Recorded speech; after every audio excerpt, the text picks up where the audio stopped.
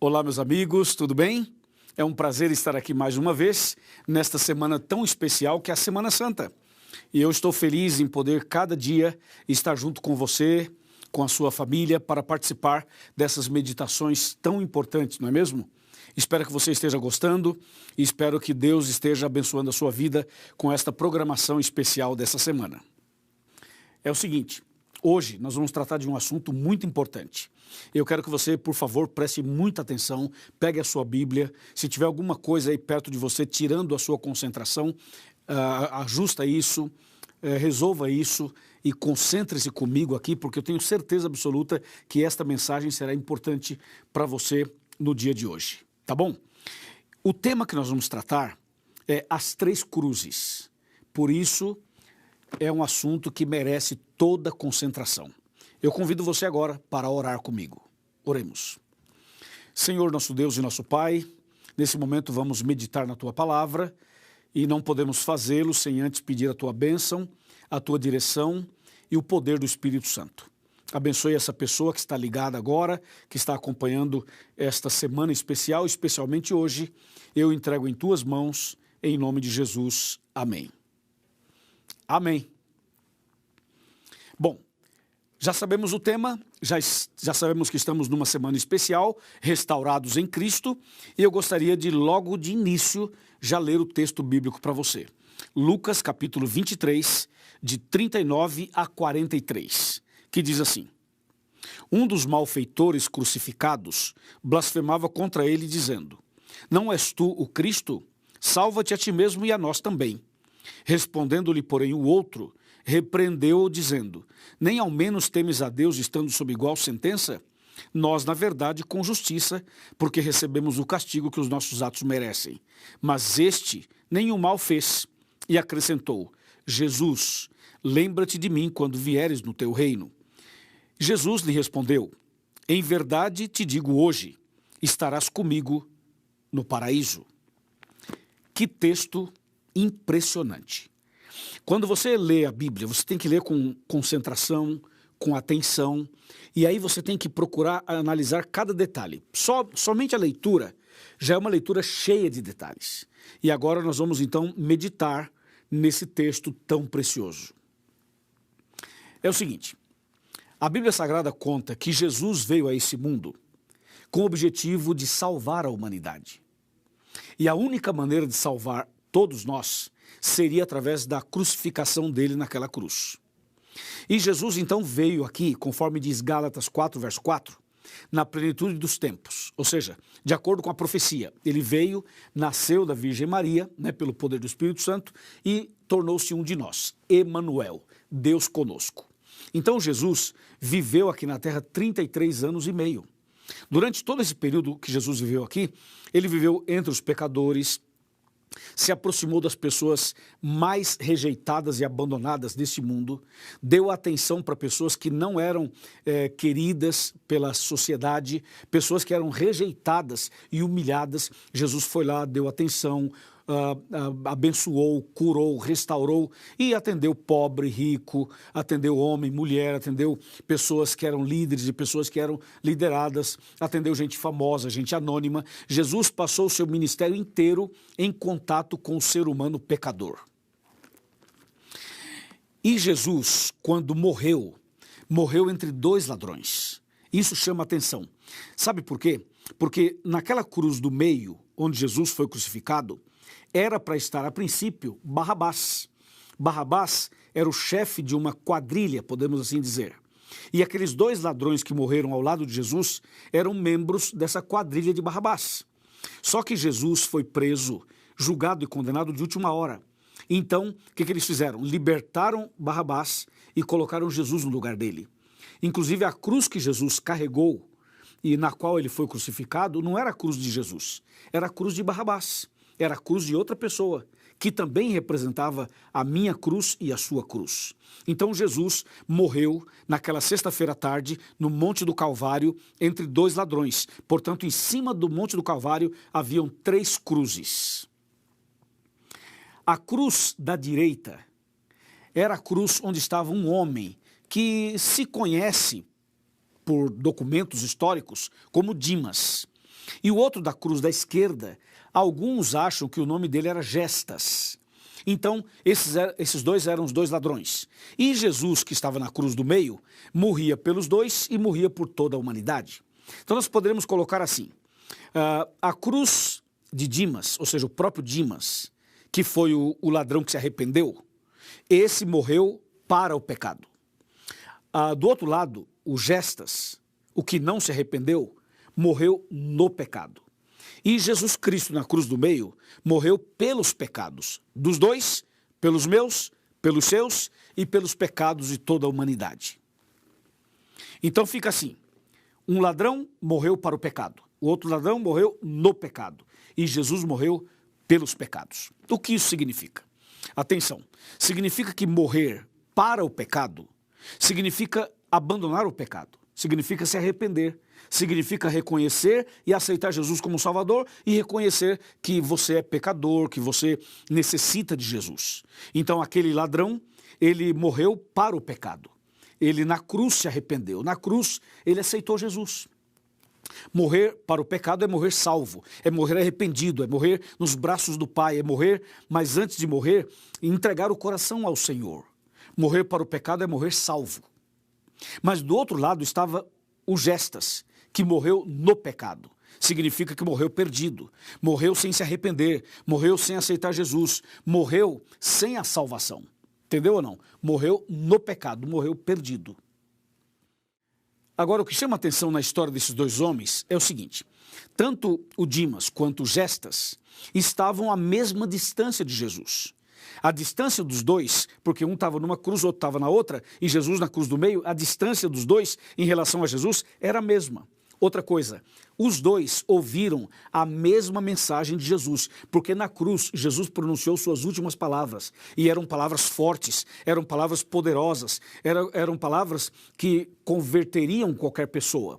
E os dois ouviram a mesma mensagem, viram a mesma cena, sentiram o mesmo clima, estavam no mesmo ambiente, estavam na montanha, no Monte do Calvário, ao lado de Jesus, ao lado do Salvador, ao lado da salvação, os dois, bem perto de Jesus. Só que tivemos reações diferentes. Um aceitou, o outro rejeitou. Um foi salvo, o outro se perdeu. Um reconheceu, o outro não reconheceu. Por que será que isso acontece? Por exemplo, agora eu estou falando para você e juntamente com você falo para muitas pessoas. Por que será que tem tantas pessoas me ouvindo agora, mas vamos ter decisões diferentes? Reações diferentes. Eu vou fazer um apelo já já e você vai perceber, um vai aceitar, o outro vai rejeitar. Um vai entregar, o outro vai ficar na dúvida. Ou seja, todos estão ouvindo a mesma palavra, o mesmo sermão, a mesma mensagem, extraída da mesma Bíblia, mas as pessoas têm reações e decisões diferentes. Isso realmente é impressionante. Claro que também tem a ver, óbvio, com o livre-arbítrio que todos nós temos para aceitar ou para rejeitar. Mas é impressionante que a mensagem ela vem igual para todo mundo, mas as pessoas reagem e decidem de maneira bem diferente. Aqueles dois homens estavam com a maior chance da vida nas mãos. O que você faria se você estivesse morrendo ao lado de Jesus, tendo a chance de aceitá-lo como Salvador e morrer salvo? O que você faria? Se você tivesse essa chance que os dois ladrões tiveram, qual seria a sua atitude? O que você faria naquela hora? Eu tenho certeza que você aceitaria Jesus. Eu também aceitaria. Mas a gente fala isso hoje pelo que a gente conhece, a Bíblia e tal. Aquele contexto era um outro contexto em relação aos dois homens. Mas que os dois tiveram a grande chance da vida, sim, eles tiveram. Agora, tão perto do Salvador para um e tão longe da salvação. Tão perto do céu e indo para o inferno. Tão perto da verdade e agindo como uma atitude de mentira. Não é verdade? Mas, por outro lado, uma pessoa se arrependeu, uma pessoa se converteu, uma pessoa se entregou. Aconteceu assim, ou mais ou menos assim. Jesus estava na cruz do meio, então um ladrão, o que não se arrependeu, o que morreu perdido, ele se dirigia a Jesus e falava assim, aí, você é Jesus? Aí, você não é o Salvador? Você não é o Messias? Então vai, prova que você é, desce da cruz, faça um milagre, salva você mesmo e salva nós também, dizia o ladrão que não se arrependeu. Olha que coisa. Por outro lado, o outro se dirigiu a ele e falou assim, ei rapaz, fica quieto aí, cala essa boca. Como é que você fala isso de Jesus? Se alguém aqui merece morrer e passar pelo que estamos passando, sou eu e é você. Nós dois merecemos. Nós dois fomos bandidos a vida inteira. Nós dois tivemos problemas a vida inteira. Nós dois somos de uma quadrilha. Nós dois assaltamos. Nós dois usamos drogas. Então, se alguém aqui merece a morte, sou eu e é você. Agora, esse homem que está aqui do meu lado, nenhum mal ele fez. E quando ele falou assim, nenhum mal ele fez, o clima mudou. O clima mudou no Monte do Calvário. Então ele se dirige a Jesus e diz assim, Jesus, lembra-te de mim quando vieres no teu reino. Que impressionante. Que impressionante. Olha o que ele falou para Jesus. Aí Jesus se dirige a ele e diz assim, em verdade te digo hoje, você vai estar comigo no paraíso. Eu garanto a tua salvação. A partir de hoje você está salvo. Você vai estar comigo no paraíso. Que coisa incrível, não é? Aí eu pergunto, então a salvação é tão fácil assim? Você na última hora fala assim, Jesus, lembra-te de mim quando vieres no teu reino, e Jesus fala, ok, está garantido a tua salvação, beleza, vai para o céu, fechou, tudo resolvido. É assim? Que coisa, né? Agora, para entender isso daqui, tem que analisar a frase do ladrão arrependido. A frase foi a seguinte, Jesus, lembra-te de mim quando vieres no teu reino. Vamos analisá-la. Olha só. Ele se dirige a Jesus e fala assim, Jesus, como é que ele sabia que aquele homem ali era Jesus Cristo, o Salvador? Porque Jesus significa Salvador e Cristo significa ungido. Quando ele fala Jesus, ele está dizendo assim, eu sei quem você é, eu conheço você, eu já ouvi muito de você, eu sei que você é Jesus, sei que você é o Cristo, sei que você é o Salvador, sei que você é ungido, eu sei quem você é. Então ele fala Jesus, reconhecendo aquele homem como o salvador da humanidade. Daí ele fala assim, lembra-te de mim. Quando ele fala lembra-te de mim, ele está dizendo assim, eu não mereço, eu sou pecador, eu sou um ladrão, eu sou um malfeitor, eu sei quem eu sou. Mas por favor, Jesus, você pode lembrar de mim? Não esqueça de mim, por favor. Eu não mereço, mas eu te peço misericórdia, lembra-te de mim. E ele continua. Ele fala, lembra-te de mim quando vieres. Aí isso é, como diz em espanhol, é demasiado para mim. Como é que ele fala, lembra-te de mim quando vieres? Vem cá, esse ladrão arrependido, como é que ele sabia que Jesus iria voltar? Ele fala, quando vieres? Interessante, mas Jesus não estava do lado dele morrendo? Sim, estava. E como é que ele sabia que aquele homem, Jesus, que estava do lado dele morrendo, iria voltar? Você viu que ele fala assim, Jesus, lembra-te de mim quando vieres. Então ele sabia que Jesus um dia voltaria. E da onde ele tirou isso? Como é que ele aprendeu isso? Ele fala, lembra-te de mim quando vieres. Ele sabia sobre a volta de Jesus, ele sabia que Jesus um dia voltaria. Isso é impressionante, não é? Isso é emocionante, você não acha? E ele finaliza a fala dele dizendo assim, lembra-te de mim quando vieres no teu reino. Então veja, meu amigo e minha amiga, quando ele fala quando vieres no teu reino, ele está reconhecendo que Jesus é rei, que Jesus tem um reino. E se Jesus tem um reino, obviamente que Jesus é rei. E não é rei qualquer não, é rei dos reis, senhor dos senhores. Você entendeu que a frase que aquele ladrão arrependido disse a Jesus não era uma frase qualquer, era uma profissão de fé, era um voto batismal. Você percebeu que aquela fala dele era uma fala profunda, impactante, impressionante? Não é mesmo? Ele falou claramente, Jesus, lembra-te de mim quando vieres no teu reino.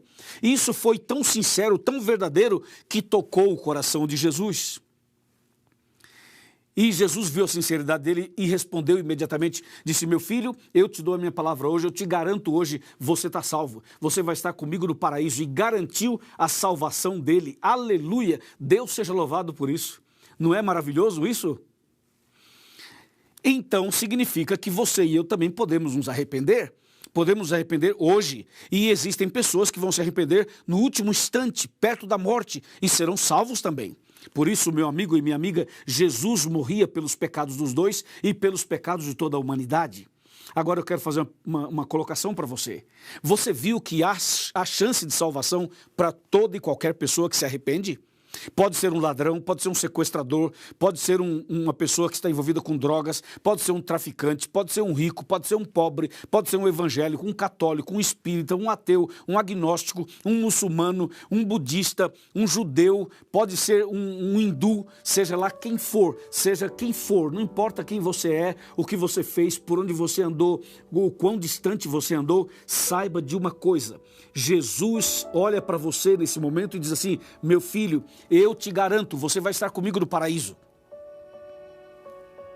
Mas para Jesus falar isso para você, você precisa se arrepender, você precisa reconhecer Jesus como seu Salvador, você precisa ter essa crença, essa fé desse homem. Quando ele diz: Jesus, lembra-te de mim quando vieres no teu reino, você precisa reconhecer quem é Jesus, aceitar Jesus. Você precisa também reconhecer quem é você, o seu pecado, a sua fragilidade, a sua pequenez, o seu estado miserável de pecador. Tem que reconhecer e tem que saber que Jesus, que morreu na cruz, é o seu Salvador, é o ungido de Deus, Salvador da humanidade, e que ele vai voltar em breve para nos buscar. Você crê nisso? Você aceita isso? Se você crê na palavra de Deus, nas doutrinas bíblicas, nas verdades bíblicas, se você crê de todo o seu coração, então hoje você pode dizer como este homem: Jesus, lembra-te de mim quando vieres no teu reino. Ele vai lembrar de você, ele vai te dar o perdão e a salvação. Amém?